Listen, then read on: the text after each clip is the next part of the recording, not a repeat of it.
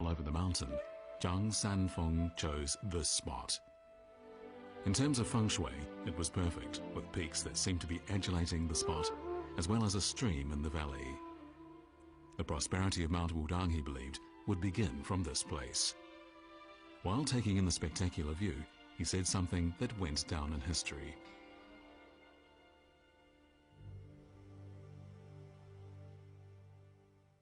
那个原话是“此山一日必大兴”，就是说讲的这个此山就是武当山。当时这个对于张三丰的这个传说很多，尤其那个成祖又在找寻，又让胡莹在找寻张三丰。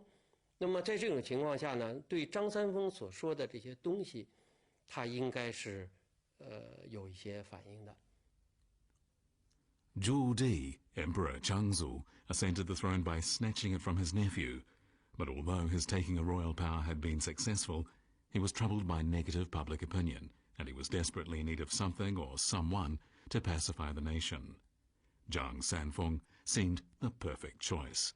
Besides, meeting him had been the previous emperor's unfulfilled wish.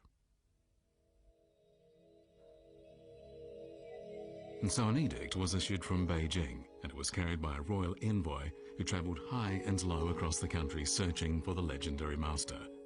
This was the new emperor's first attempt. In the years that followed, he would make 5 more. 他希望找到一个在民间传说很神，他又懂得天命的人在他身边，那么这些人辅佐他，证明他有天下。因为这些人知道天下。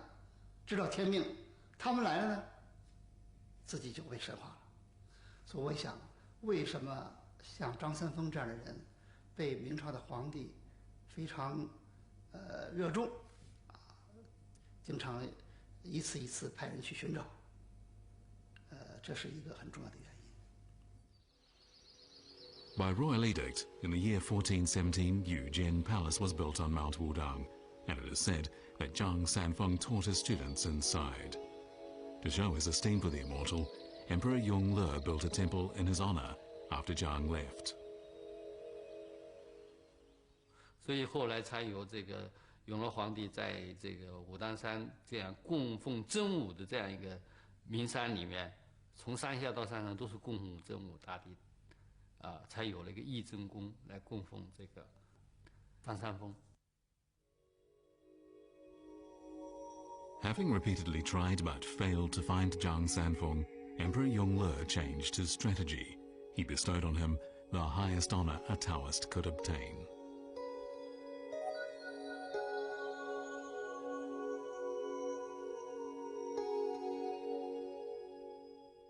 The trouble is, Yuan Palace stands in the path of the south to north water diversion project. However, such is the building's status that every effort is being made to preserve it.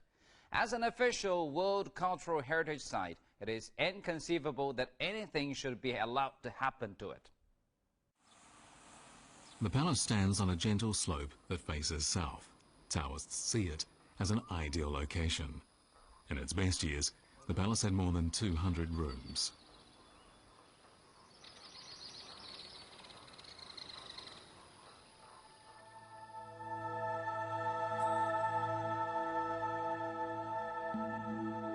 Unfortunately, in 1935, half of the rooms were lost to a flood that flattened almost everything in its path. Today, all that remains is the traditional yard inside the temple gate, which was once used as an area for receiving Taoists who had come to the mountain from afar. People affectionately call this yard the front palace. Aside from the dark red walls, the remains of the rest of the palace are buried a metre below ground. Across the open area in front of the palace are 2 stone gates, one in the east and the other in the west. Called Donghua and Xihua, they once constituted the major entrances to the palace.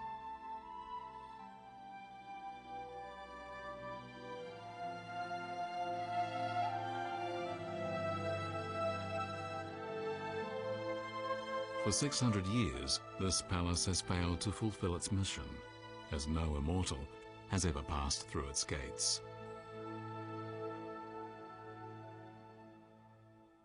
张三丰是从来没有当过官的，他也不把官职看得非常重要。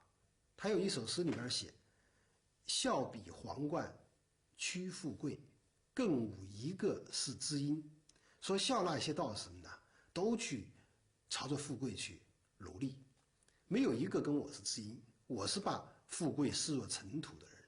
那么张三丰说，更接近于老子的那种视富贵入尘土的这种思想，他是一个真正的隐仙。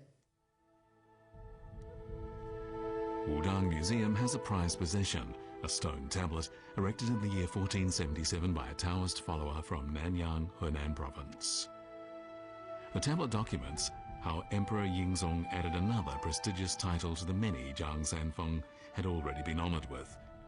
According to historical records, during the 200 years from the reign of Zhu Yuanzhang, Ming emperors never stopped searching for Zhang Sanfeng.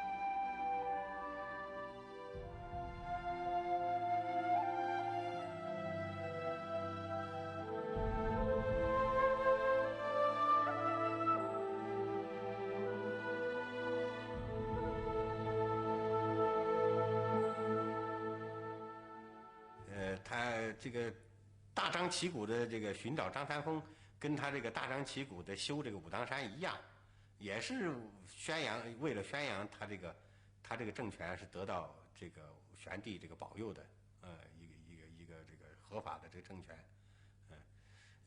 因为一直找不到，所以就一直找着，一直找下去，一直找下去。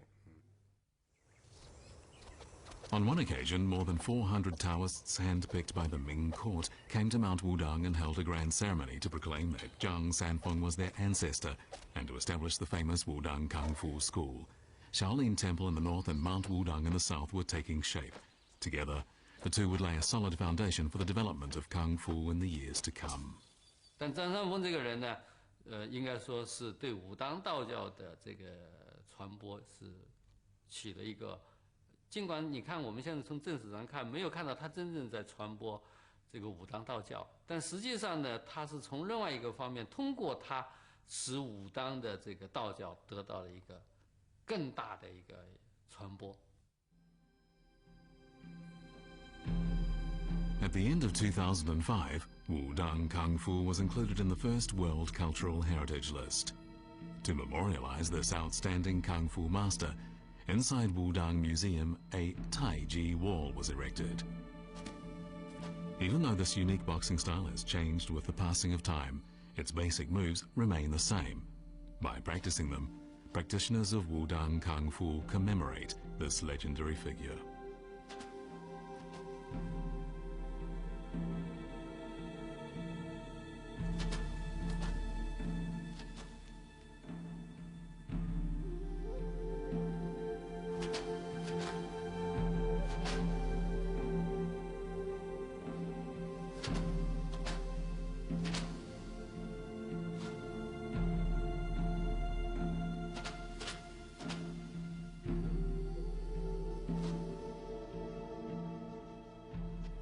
Okay, start. Begin. Baby. Whatever. When you go back this with the arm, here have space. Here. Don't forget, yeah. Always have like a balloon. And go step first. And push. Then push. And yeah, press and pulling back. The arm is not straight. You cannot be straight enough. No? Go and pull back. And sit back. Then block in front of me. And use your hip. Push. Then same and use your waist. Zhuangzi, another philosopher in ancient China, once said, yin and yang, when combined, give birth to the Taiji belief. That belief gave birth to a unique boxing style, and today countless people practice it worldwide. To the Chinese nation, yin and yang are transformable. Yin may exist in yang, and yang in yin. This is a belief found frequently in Chinese culture. To Taoists, the famous Taiji circle represents the ultimate law of nature, a cycle that goes on and on with no end.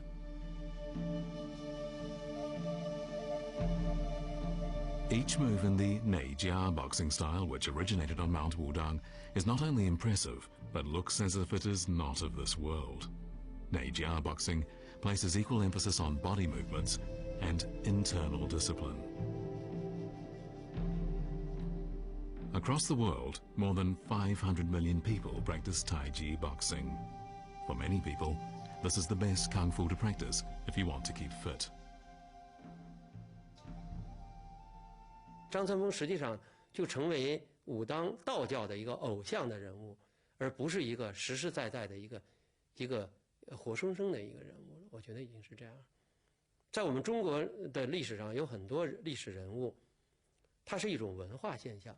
有的历史人物不是，有的历史人物它是形成了一种文化现象。比如像诸葛亮啊，像刘伯温呐，他们关公啊，都形成一种文化。张三丰虽然比不了他们这么高的这种民间的地位，但是他也成为了一种这个社会文化的这样一个代表人物。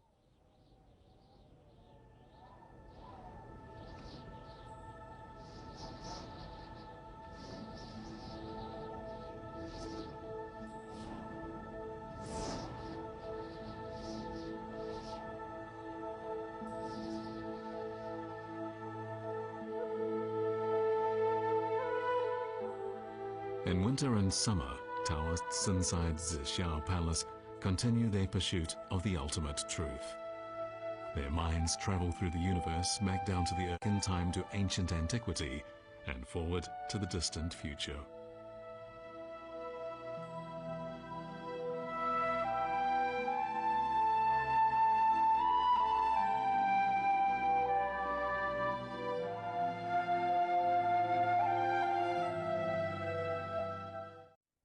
With time, Kung Fu has become more a sport than a method of actual combat. Today, the practitioners of Wudang Kung Fu are mostly interested in building up their physical health. Thanks to this change of focus, its popularity is growing faster than at any time in history. Wudang Kung Fu is a key element in China's traditional culture, and at its core is the philosophy of Taoism. For this and many other reasons, Wudang Kung Fu is widely acclaimed not only in China, but also in many other parts of the world. Thank you for joining us on today's New Frontiers, and tuning again next time for more about the Wudang Mountains. I'm Ji Xiaojun on CCTV International. Goodbye.